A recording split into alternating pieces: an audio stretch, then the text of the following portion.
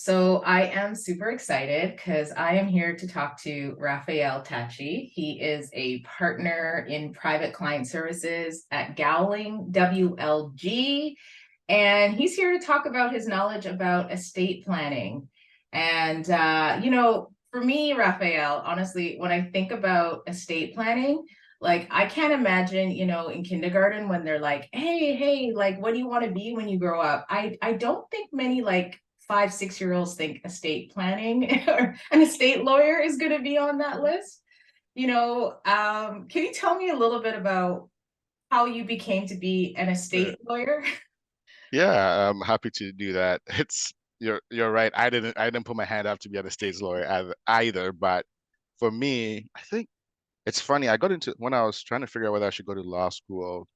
Initially, being a black man in BC, didn't and I'd not seen people like me in law. I didn't think it was the path for me. And then I saw a classmate of mine studying for the LSAT that I knew I was doing better than in terms of grades. And so it just when I saw her studying for it and we had a chat, I remember that, when I came to Canada, I I think I was 13 and I had a basement suite to myself and I would stay up late night watching LA Law and Matlock and all these things. So it really reminded me that I had an interest in law. But if the shows, if anyone that's listening knows any of the shows I've just mentioned, they don't do estates there either. No, no. You go to court and yell, I object, and you pull the surprise witness, and you save the day. So I You went into can't law school. handle the truth. You can't Ex handle the truth. exactly. So I thought I went to law school with that idea in mind, but after finishing law school, I had an opportunity to summer an article at a firm. And when they were bringing me back, they put me in the States because I think they couldn't find a place for me, but they wanted to keep me. So they put me into a state, and in my first client meeting, I went with this senior lawyer to go meet just somebody else, maybe 56 years old, a really wealthy lady. And she was talking about, I think she had one child, but she wanted to give a lot of her assets away and all these things. And just by the conversation we were having, I thought this is exactly what I want to do. What law is this where you can just walk into someone's office, someone's home, and in 15 minutes, they're telling you about their kids, why they don't want their kids to inherit everything, why they want to give away a lot of their what they've built to charity, what charities they cared about, how they wanted to do it. I thought this is something that I'm good at. I like conversations. I like connecting. Um, I see law more as a tool. It's not really and so once you realize that okay, this is the area of law that you want, then you have to get comfortable with talking about death and marriage breakdowns and things like that. But to me, that is I see it as a problem solver. Right? You're finding a way to help people solve problems that are inevitable. We're all going to die. We all have to pay taxes. A lot of us, by the statistics, are going to go through marriage breakdowns at some point. And so to me, it is what great job, right? To walk into a room, find somebody that generally wants to do something good, and then help them figure out how to do it. Yeah. And like the tools that you're talking about, I tend to bucket like estate planning with, the tools of like wills, powers attorneys, and trusts. And often those terms are really synonymous with like high net worth individuals kind of needing that. Right. What in your experience has been the need? You talked about being an immigrant. I'm a first generation Canadian. Like, do I really need to know about this stuff? Like, if I don't consider myself to be like a high net worth individual, but just, part of my family. Yeah, we all do. And it's so I don't even just talk wills. I think the concept of wills, because it's popular, dominates the conversation around estate planning. What let's take a step back and talk about what is an estate plan. An estate plan is if something happens to me, whether I'm still alive, but I just can't do the things I used to do. So I can't go to work. I can't, make sure my bills are paid, but I'm still alive. Or I've died and I have young kids. What a, who is going to step in to manage those things for me? You don't need to be rich to fall into that. It is all a circumstance of being alive. We are all going to go through it at some stage. And so for me, estate planning isn't when you're, it's a big component of what applies when you die, but really thinking about if I can't take care of myself, if I can't say yes to a treatment at the hospital, if I can't make sure that my kids have somebody to look after them while they're young and something happens to me, how do I do that? We all need one. We all need a plan. Now, lots of people will say, well, I get it, but I still don't want to do it. And what I explain to folks is you're already doing it, you just don't know. You just haven't been intentional about it. Mhm. So think about it. Do you have a job? Do you have life insurance at work? Have you put a beneficiary designation on there where you say if something happens to me, the money goes here? That's part of an estate plan. Do you have a pension plan? Do you have an RSP? Do you have someone's name on there? If you don't, that is still a plan. Not having anything is still a plan because Canadian law forces you and imposes a plan on you, whether you like it or not. The question is, do you want your plan to be something that you direct? And Mhm. so I've given you examples of where we're already doing it either through work because work is making us do it, or if we don't do anything else, Canadian law generally will step in and fill the gap because there's no such thing as something happening to you or you dying and the assets just sitting there. Worst case scenario, the government is going to have a plan for it, which is they will take it. Right? And so there is a plan for you. The question is, do you want to control what that plan looks like? Okay. And speaking of like the default plan, if we can call that, like what Canadian law talks about in particular for, in the realm of estate planning and wealth management, they have a concept of maybe through their historical context of how they've come up with who wealth should be transferred to. Can you talk a little bit about that and maybe like the concept of like, passing things to your spouse, your children versus maybe how as immigrants, our concepts of family could be defined a little bit differently. Yeah, you're hitting on my passion and why, I think 13 or 14 years later, I'm still doing this work. And I think I am doing it at a level that other people aren't. And that's because I personalize estate planning. I look at myself and I say, what about me makes this area of law impactful? And the people like me. And so I'm an immigrant, you're first generation Canadian. We talked about that. That means you have connections somewhere else. That means when something happens to me, maybe the people that I want to make sure are okay aren't in Canada. So do you have a parent that lives somewhere else? You have a child that lives somewhere else. How are you going to provide for that person that's not here? Canadian law doesn't always take into account some of those things. Two is embedded in estates law is property law, which is how do you own something? How you own something determines how you give it away.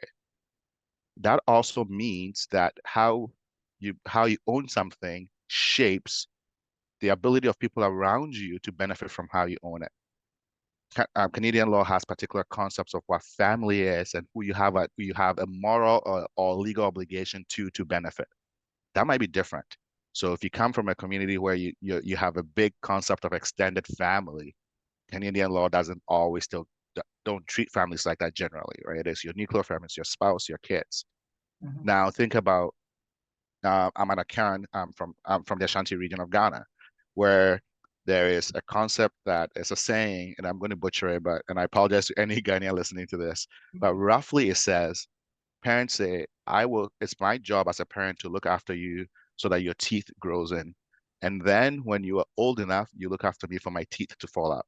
What does that mean? Like, let's break that proverb wisdom apart and see what that means. That's an estate plan, right? It is an estate plan that says the parent spends what they have while they're capable and working and earning on their child, so that if you think of successive generations doing better, you do better so that when the parent can no longer provide for themselves, your job is you provide for them. That concept doesn't exist in Canadian law.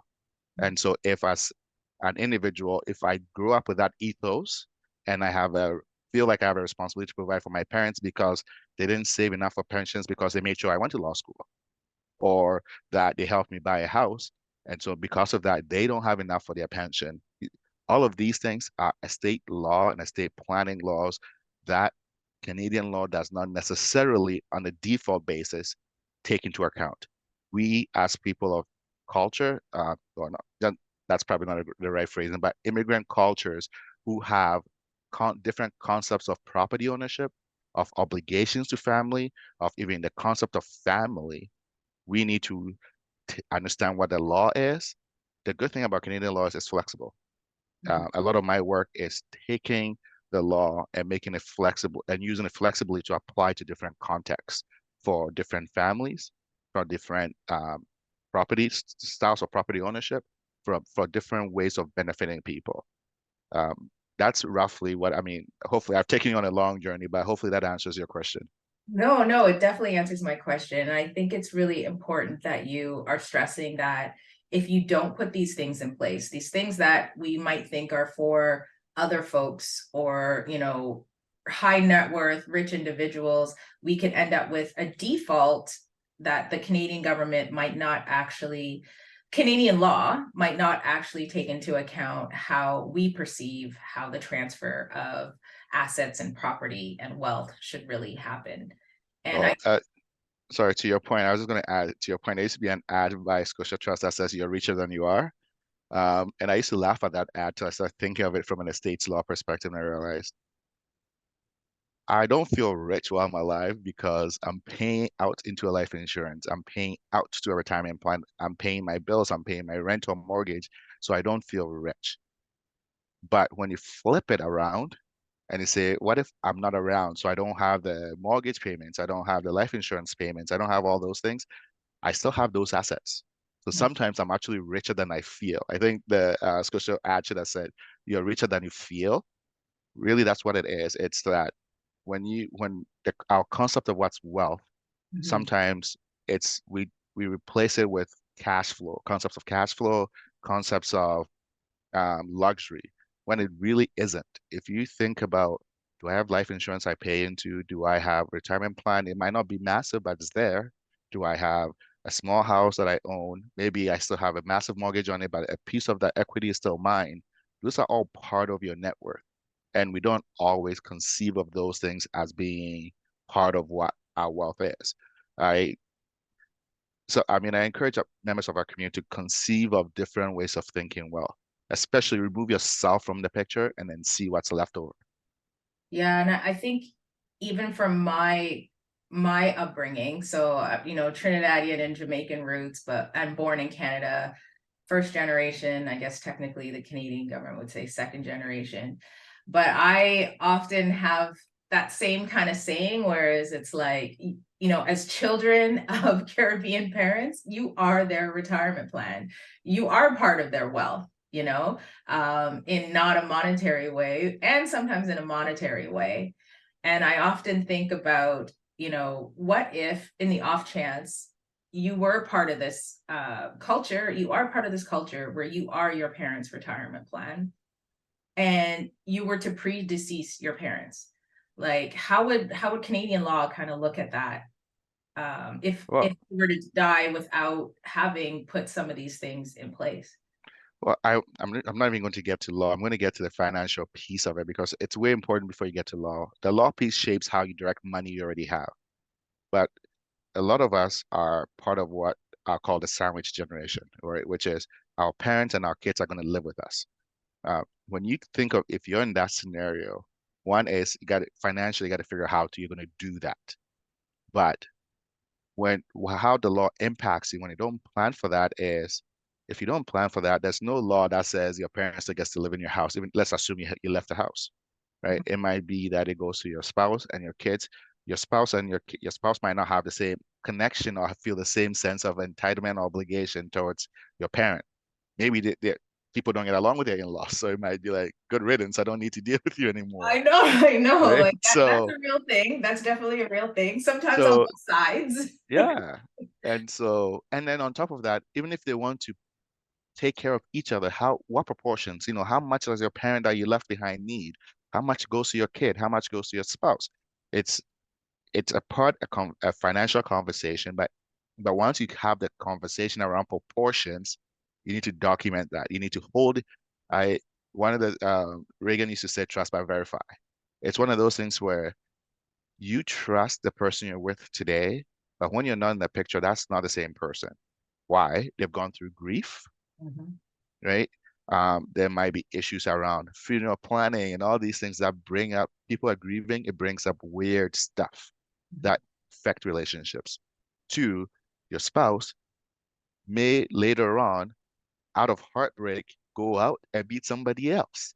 And that person's voice is now in the conversation, Mhm. right? And so even if your spouse initially wanted to provide for your parent that you left behind, that spouse is going to have another person that might be just as important to them now that you're not there, whose voice also matters, Mhm. right? What if your kids need more, or your kids deplete certain assets faster, and your spouse is more feels more inclined to provide for them than your parent because your parents had a good life. They have to survive. What if they're going to get what do you call CPP, or you see? Oh, So it CPP, is Canadian Pension Plan, and OAS on exactly right. So it's OAS. all being intentional around how do I set up my family that allows them to deal with what I leave behind, even at the moment when they're grieving and they might be going through some really hard things. What you're doing with an estate plan is taking a piece of the hardship off the table for them. You're solving that for them. Yeah. And I imagine that must be difficult because even when folks are alive, they don't want to talk about money. They don't want to talk about death. They don't want to talk about taxes. So I find it really interesting that, in your first conversation in this world, you were like, okay, this is what I want to talk about. And Yeah.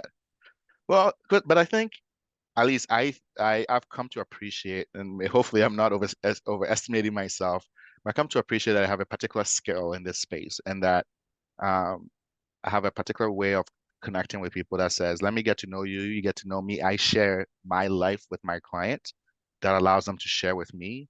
Then it's easy to transition to those things. And I don't start off with death, right? I start off with what happens if you got sick and you couldn't work?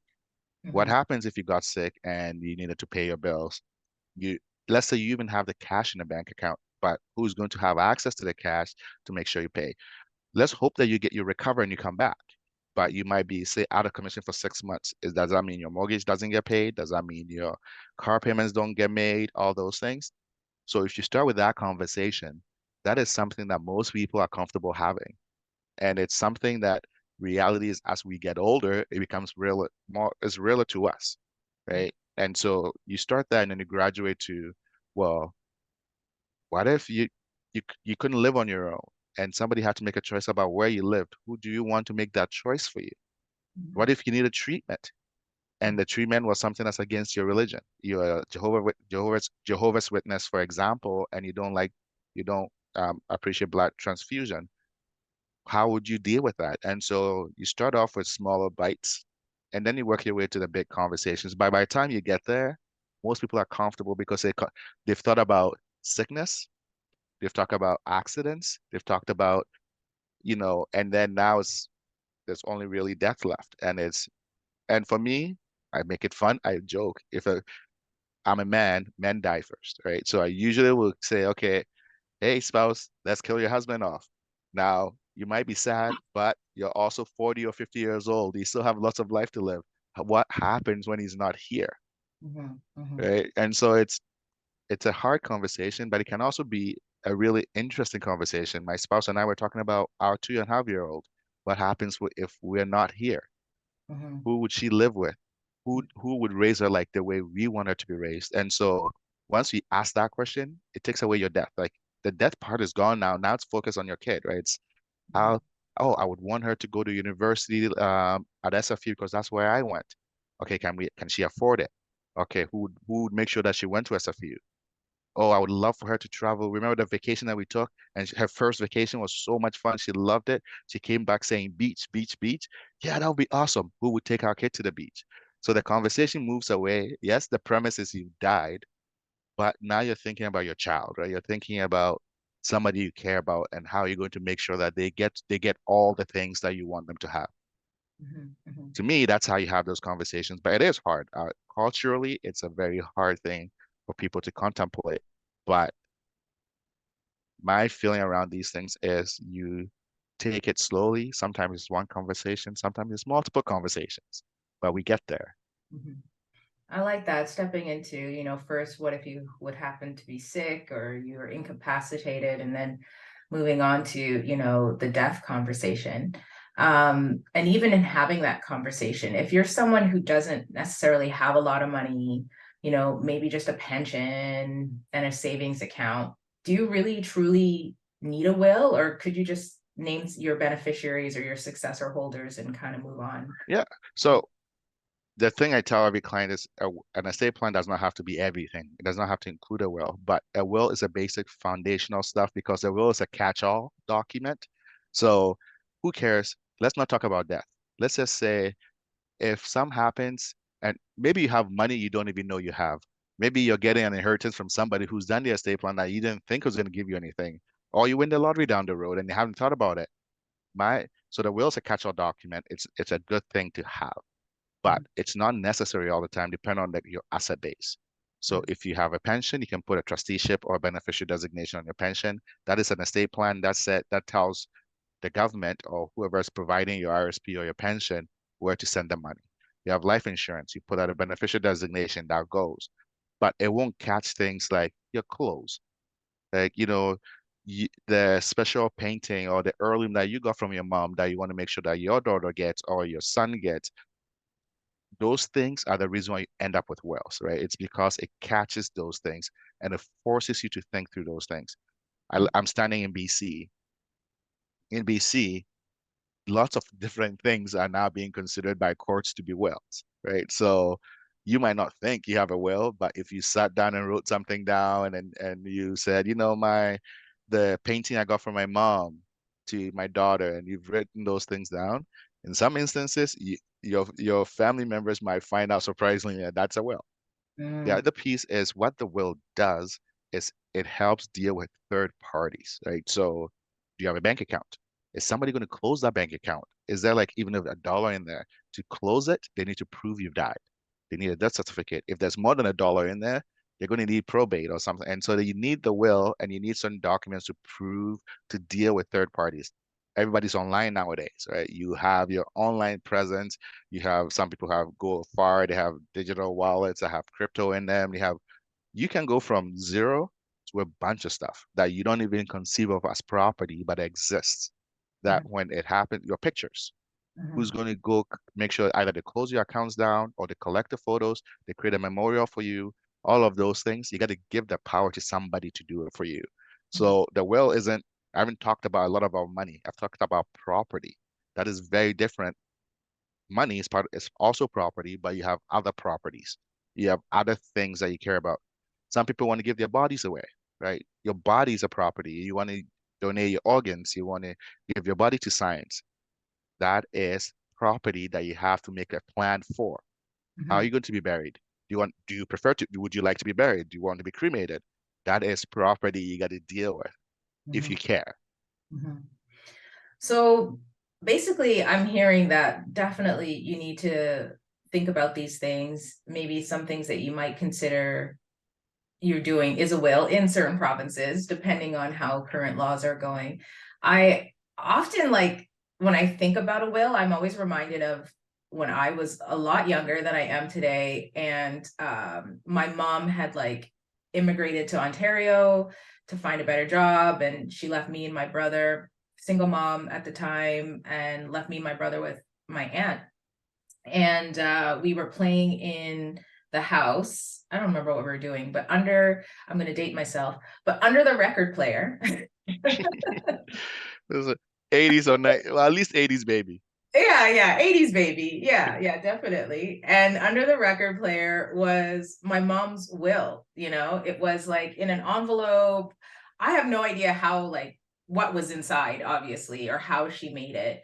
But really, like, having a mom, my dad's still alive, like, I guess there was also the need for those types of designations that you needed to put into the will. So some of the things that you were talking about before, estate plan and will, would it be different being a single parent, like a single caregiving parent?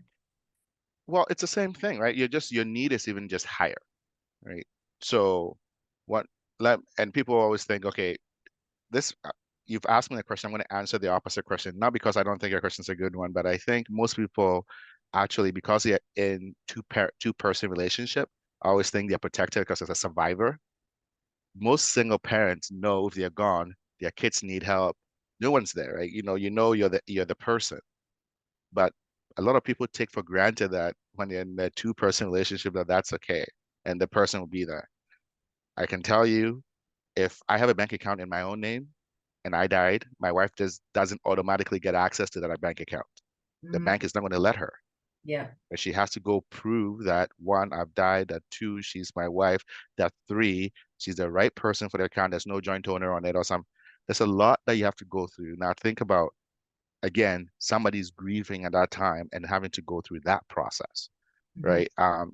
Second piece is if I leave something for my child, it's not my partner doesn't automatically have the right to manage that. That's below a certain threshold you can, but above a certain threshold you can't. Ontario is $35,000. In BC, I believe is 10,000. It might have gone up to 25. I have to confirm that. But if it's below that, yes, a parent will manage it. But if it's not, the parent, even though you're a parent, you're not automatically the person that looks after your child's money, Mhm. right? And so now, if you apply that to a single parent household, you don't even have anybody that thinks they're going to be able to do that. And so it becomes very, very important that you actually put something in place to cover those things. My feeling around these things is we're most people make the mistake, and you and I are doing the same thing. We're talking about death. Let's talk incapacity. Right? That's worse because you're still alive. You just can't do for yourself. Mhm. Right? And to me, that is the biggest reason why, if you're a single individual, you need. Because what if you can't get up? Mhm. And that's a power of attorney, right? That would be Yes, so that's a power of attorney. Depending on what province you're in, there's different names, but really generally, to manage someone's financial affairs and property, you need a power of attorney. Some provinces they'll say power of attorney for property, other provinces is just power of attorney. Then you need something for healthcare and personal care decisions. Those two things aren't the same. So the person that manages your money and your property, they have different responsibilities for you, towards you, right? When you appoint them. One, two is the person you appoint, you want to make sure is good with money and managing property. If they're not good with money, don't give them the responsibility for doing it, right? yeah. The, This is not a the other time to learn. piece, This is not a time to yes, learn. exactly.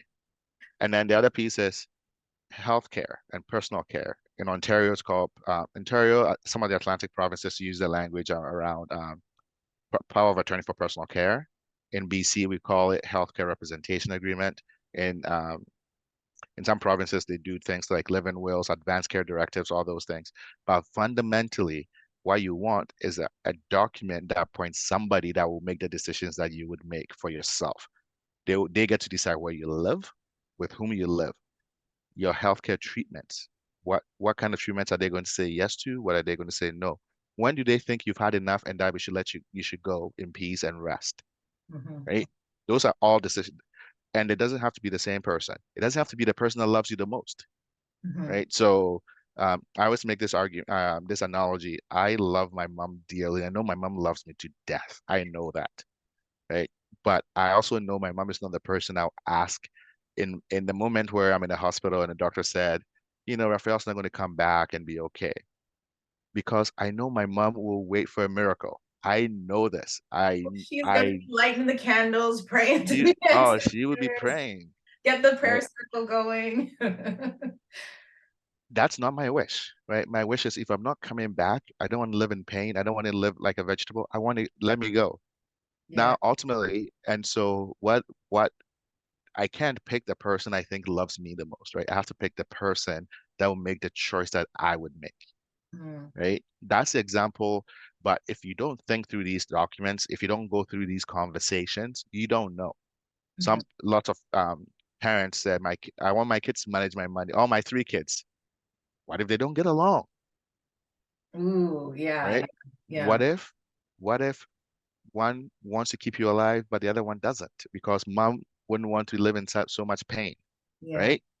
You, if you don't do these things, the default rules apply. And sometimes what you're doing is actually causing yourself a lot of problems because your bills don't get paid, your treatment doesn't get done. and then the doctor might just initiate something because no one can agree, right? You've caused a mess. So this is all, you're still alive. You're not dead yet, right? So to me, that is the piece.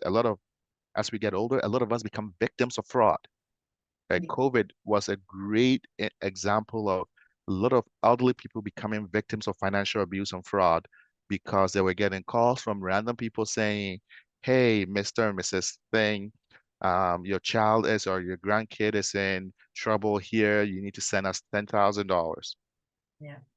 If you don't have somebody in place who you can call on to say, "Hey, check with the bank," or "I'm going to check on my parents' finances to make sure they're not sending money to China or Nigeria," or the Nigerians are going to get mad at me.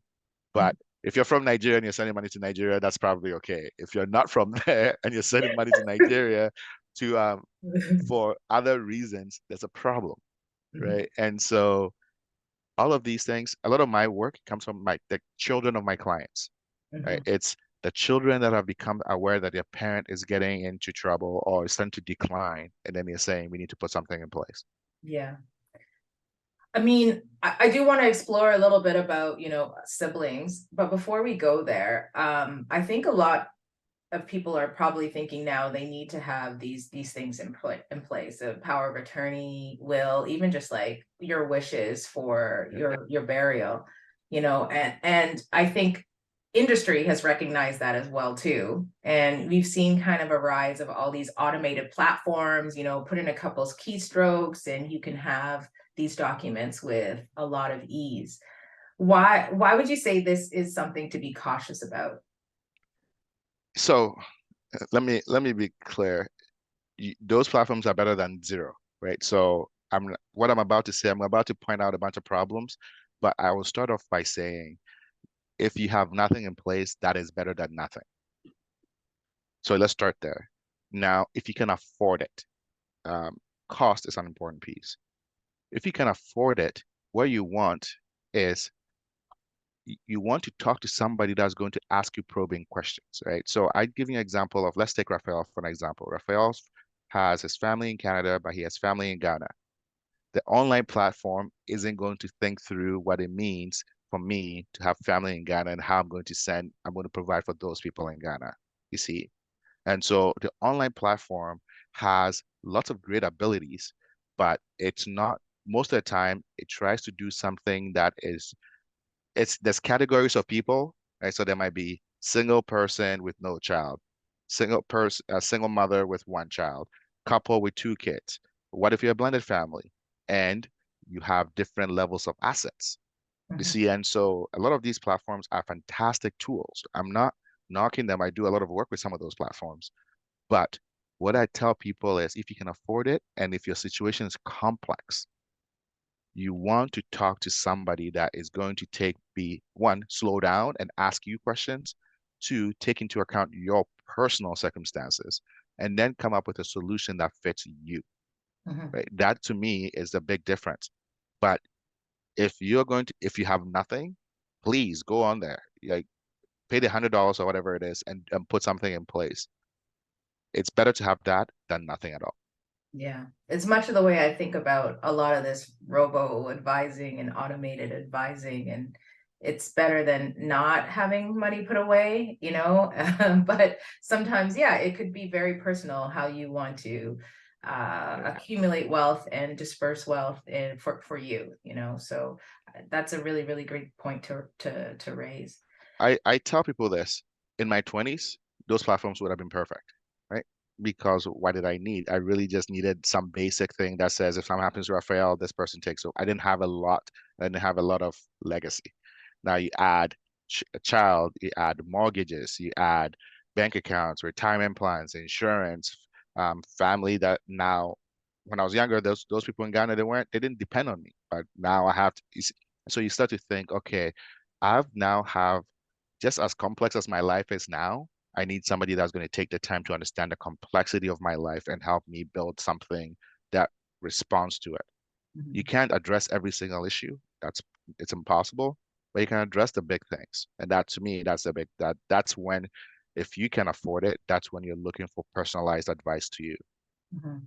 Like, speaking of the complexity of life, We've seen home prices go really crazy. There's more proliferation of people working from home. And we've also seen a lot of families whose siblings, like you might have a sibling who still lives at home, or a family member who's returned to the home, from adulthood, they've decided to like return to the family home. Maybe it's to help out the parent or parents in their older age. But at the same time, I always feel like the house is that asset that you want to pass on to all of the kids. What would happen in the case where, you know you have that family asset being the family home, but there's multiple siblings who are in different stages of their lives, and maybe even different stages of what a parent might consider they need. Should they pass on?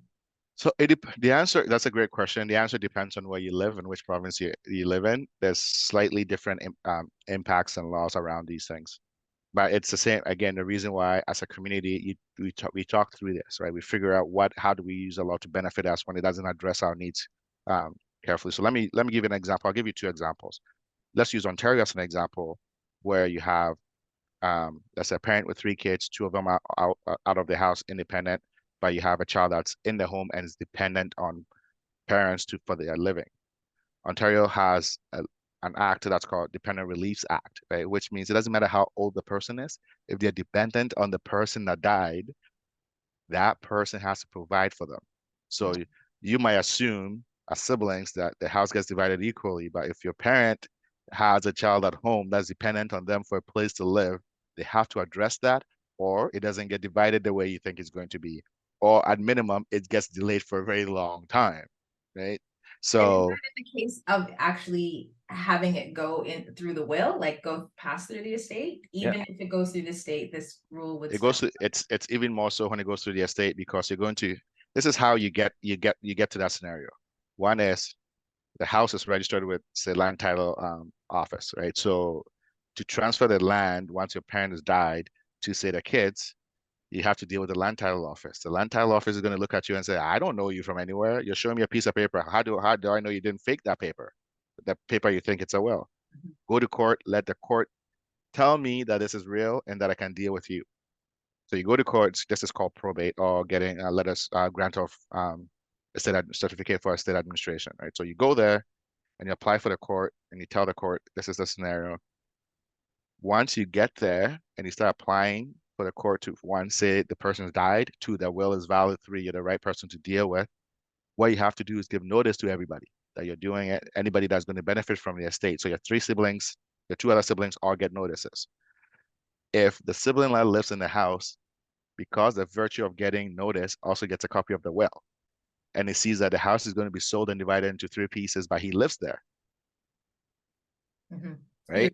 Yep, yep. So the thing is, well, I don't want a house to be sold. Where am I going to live? Where am I I don't know gonna how long live? it's going to take. You're going to kick me out of where? You're going to kick me out of my home, Mom.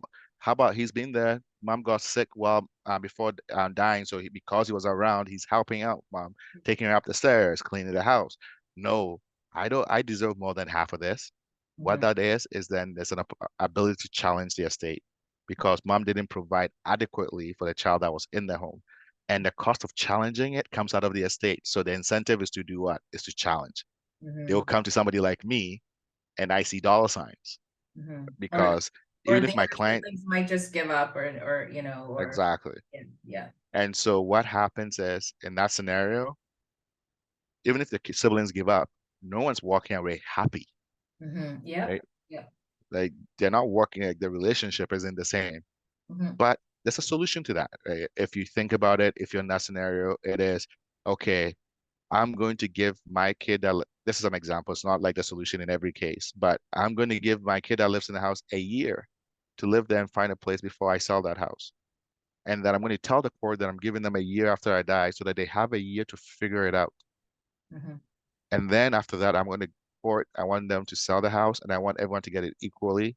And I want so that if my child now needs money saved for rent, they got it. We gave him a year to find a place. Then we sold the house after the year, and then he got a piece of it to deal with the house. So the solution ends up the same thing, right? Everybody gets their equal share, but just by thinking through when you're going to sell the house, how are you going to sell the house, who gets what, you address some of those issues, Mhm. right? Yeah. You can leave a letter of wishes explaining to the court why you decided that you're going to split the money equally among the three siblings. Because yes, this one was in the home helping me out, but guess what? I bought food for them. I paid, they didn't pay hydro, they didn't do anything. So they helped me, but I also provided for them in a way that I didn't provide for the other two, right? Mhm. So it is the solution is the same. It's just thinking through your set of facts to say what is going to be, what's likely going to be a problem here? How do I solve it? Mhm. Maybe you put the house in a trust and you don't even go to court at all and avoid all the whole thing, right? So that's a solution. Yeah. I can go on, but I think in the interest of time, I want the issue will be different, say in a different provinces, but at least you get how you deal with taking into account your personal circumstances and coming up with a plan that deals with your circumstance. Mhm. And like, would your advice change if it was, a vacation home, or even like, a sibling who's not living in there? You talked a little bit about a trust. I'm just wondering about what other kind of problems could arise in other Yeah, scenarios. vacation homes are a big example, a source of um, I guess this is the way you would say first world problems, right? But we First all, world as problem. as we say that, as I say that, I smile because I have lots of personal friends that are from the island or from Ghana, and then they have a family home that they go to visit, and like they all chip in, and maybe mom and dad when they're alive pay for it and support it, and you all go there. I have a friend that has a place in Jamaica. That's probably the best example I can think of. So mom and dad fund that property and Hmm. then they get there. I've been there because he took me there, right? We went and hung out there for a week and came back. What if mom and dad are not around to fund that property anymore, but everybody still thinks it's theirs? One, parents might want the kids to have it because it's our family home. We've worked really hard. I want to keep it for as many generations as possible. You need to think about how you're going to share ownership of that property. Think about how you're going to fund how the properties, like, utilities, upkeep, renovations, maintenance, all those things. You have to think about how you're going to fund that. And then you're going to think about it can get down to how you divide weeks where you spend time there, right? It will be like rotationally, you spend time there. If you're spending time there, you're responsible for A, B, C. Now, let's think about it. This is the generation right after mom and dad. How about when we get to the level of grandkids and great grandkids? You will likely have more and more people. You need to think about how ownership will be split. How are you going to record who owns that property? All those things. So I'm not telling you the tools that we use it, but I'm giving you the issues that you have to think through. And that's why you need to talk to a lawyer. That's why, a wills platform, an online tool might not solve that problem for you because it can't get there. It's too complex. Hmm. So that is why the issues are there. Once you have property and you have people, you have issues. You just need to think through what are the issues I need to solve. And when do you think is the best time to start thinking about these issues? Yesterday, um, right, the thing is, we don't know when we're going to be sick. We don't know when we're going to die. Like we don't know any of those things, and so the sooner the better. My view on these things is, at minimum, you don't have to solve the whole thing today, but you put your basic plan in place, and then you go, okay, what's next? What's next? And you're kind of on a journey. If you can afford it, do everything now. It's better. It's cheaper today than it will be tomorrow. That's for sure. Because I can tell you, every year my rate goes up. That's just the way law firms work, right? Inflation impacts our money and things like that. So better to do it today than tomorrow. But I also appreciate that a lot of our planning is complex and it's expensive, and no one sits down and says, "I'm going to spend $50,000 on an estate plan," right? Yeah, so you plan for it and you do it incrementally. You solve the immediate need first, and then you build on that from going forward. Mhm. Okay, okay. Woo, okay, so a lot of work to do, a lot of things to start. And I think the real place to start is really talking about what is the like talking about what are the wishes should there be a decline in health, talking about money. And I don't think that those are topics that our communities talk about, Caribbean communities really talk about. So how could you go about presenting the case to our elders that about putting some of these plans in place or really thinking about these plans? Well, one, we do it ourselves first, right? Mm, And so the plan is to always have yours done and say, I've done this. This is What were you thinking of doing? Ask your parents. Oopsie. What happened?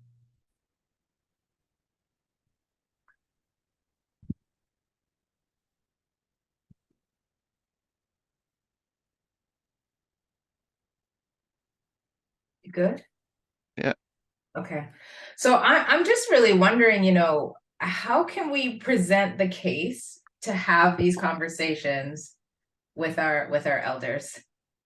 I think first we do it ourselves. It's a lot easier to say I've done it and you should, and it's not that intimidating. Two is COVID has actually presented a lot of opportunities. I I have two estate plans that are on the go right now where it's driven by the kids. One was dad started meeting people online, and so the kids got concerned about who he's meeting, who he's talking to, what might happen, and so they wanted him to talk to somebody like me to say, we we know you're lonely. We don't want you to stop trying to meet people, but we also want to make sure you're safe. So let's put something in place where we can see into what's happening and we can help you when you need it. And that actually, once he understood what it was for and that he still maintained control, it's just that the kids could be around to help him was a lot easier. Some conversations are harder, right? I I always offer clients if you sometimes a different voice matters.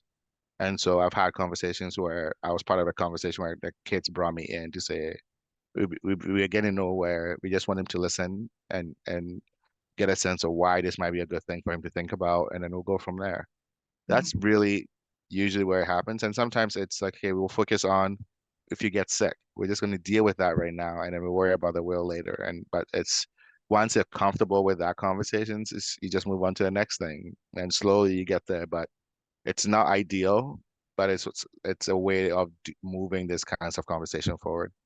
Mhm. And fortunately, for a lot of people, as we get older, we confront our mortality more viscerally, and so sometimes it's a lot easier to get parents to think about it. Sometimes they're just not aware of what they should be doing, right? Mhm. And so once they know there's something for them to do, they do it. I joke that if your parent ever says, I'm going to disinherit you," I'm not, "Oh, you're not getting any of the house," they've thought about it, and then it's okay. Even if I'm not getting anything, just make sure everybody else gets something. Or Yeah. and then if you don't if you don't want me to have anything, then you really want to make sure you write it down and document it. Because Yes. if you leave it alone, I'll get something. And so it's I've literally had that conversation. I was like, they're not getting anything. I was like, well, then do something about it because otherwise they will get something. Yes, exactly, exactly. So this has been a really amazing, awesome conversation. I feel like there's a part two in here because there's so many other questions I really want to ask. But I'm gonna Happy to participate. Thank you for having me. This is fun. but I'm gonna make this my last question, and it's just really a one word answer, and it's to complete the sentence. You know, to me, wealth is I'm tempted to say, well, you gave me one word and I'm a one lawyer. word, So lawyer. I'm holding to one word. wealth is health. That's Wealth is I think health. Oh, okay. um I love that. That's amazing. It reminds well it reminds me of what my dad says. everything that we talked about only comes into play if you're on a healthy somewhere, right? So you're sick, you have an accident, you've died, all of it, you don't have your health. Wealth is health. That's something I try to remind myself. I don't always live by it, but I try to remind myself of it. Amazing. Thank you so much for your time in this conversation. Thank you. This has been another episode of the No Boss of Me podcast. I'm Leanne Hanaway, money coach, wealth educator, and chartered professional accountant. If you have feedback on today's episode, don't forget to rate us and review us wherever you get your podcast. You can also DM us on Instagram at No Boss of Me. We'd love to hear from you. Please join us again next time for more on investing to build wealth, navigating personal finance, and talking to women entrepreneurs who are changing our world with confidence. Thanks for listening.